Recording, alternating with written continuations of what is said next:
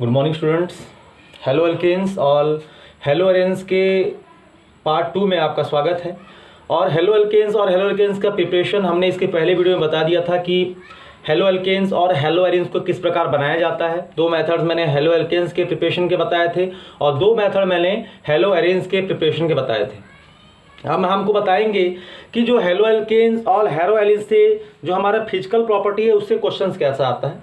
तो बच्चों बस इतना याद रखिएगा कि इससे 2 प्रकार से प्रश्न पूछेंगे। पहला पूछेगा आपका क्वथनांक से, जिसको अपन बॉइलिंग पॉइंट बोलते हैं। दूसरा पूछेगा हमारा विलयता से। किससे पूछेगा? विलयता से, मतलब इसको हम सॉल्युबिलिटी कहते हैं। तो ये 2 टॉपिक से अक्सर क्वेश्चन पूछते हैं कि जो हेलो एल्केन्स होते हैं या जो हेलो एरीन्स होते हैं उनके बॉइलिंग पॉइंट और सॉल्युबिलिटी में किसका बॉइलिंग पॉइंट और सॉल्युबिलिटी या इसका विलयता और क्वथनांक ज़्यादा होगा, और अगर ज़्यादा है तो क्यों होगा, और अगर कम है तो क्यों होगा। तो सबसे पहले याद रखिएगा कि जैसे जैसे अणुभार बढ़ते जाता है हेलोजेंस का, जैसे जैसे मॉलिक्यूलर वेट बढ़ते जाता है वैसे वैसे उसकी बॉइलिंग पॉइंट भी बढ़ते जाती है। जैसे मान ले बोला जाए फ्लोरोमेथेन, क्लोरोमेथेन, ब्रोमोमेथेन, आयोडोमेथेन। अगर इसमें सबसे ज़्यादा क्वथनांक की बात करें, बॉइलिंग पॉइंट की बात करें, तो जिसमें जिसका जितना ज़्यादा साइज होगा हेलोजेंस का उसकी बॉइलिंग पॉइंट उतनी ही ज़्यादा होगी, है ना।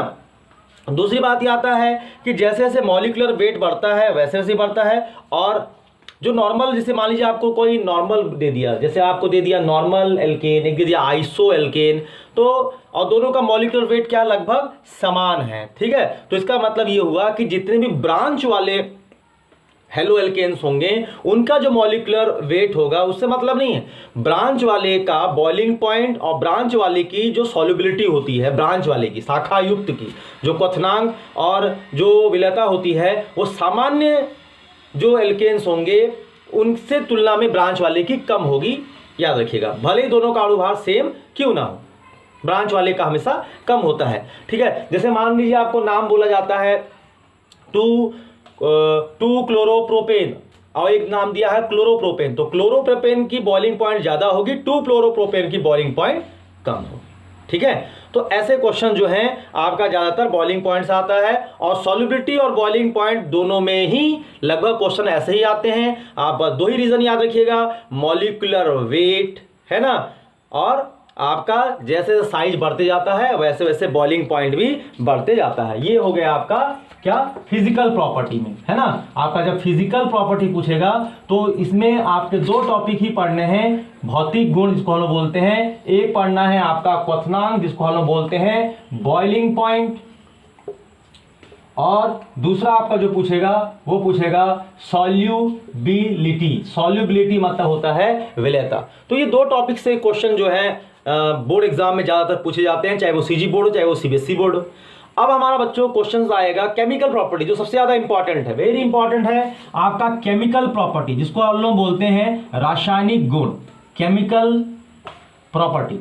I mean to say that chemical property is the main important property of haloalkanes and haloarenes। मतलब सबसे जो मेन गुण अगर हम बात करें कि हेलो एल्केन से अक्सर जो बोर्ड एग्जाम में क्वेश्चन पूछा जाता है वो पूछा जाएगा आपकी केमिकल प्रॉपर्टी से संबंधित। अब ये केमिकल प्रॉपर्टी में क्या क्या चीज़ें आ जाएंगी, देखो स्टूडेंट्स, केमिकल प्रॉपर्टी में आपको देखना है कि जो रिएक्शंस होंगे वो किस प्रकार से होंगे। तो इस पार्ट में जब हम केमिकल रिएक्शंस देखेंगे तो कौन कौन से रिएक्शंस होंगे, ठीक है। तो वो देखिएगा, सबसे पहला होगा न्यूक्लियोफिलिक सब्स्टिट्यूशन रिएक्शन। क्या होगा? Nucleophilic substitution reaction. न्यूक्लियोफिलिक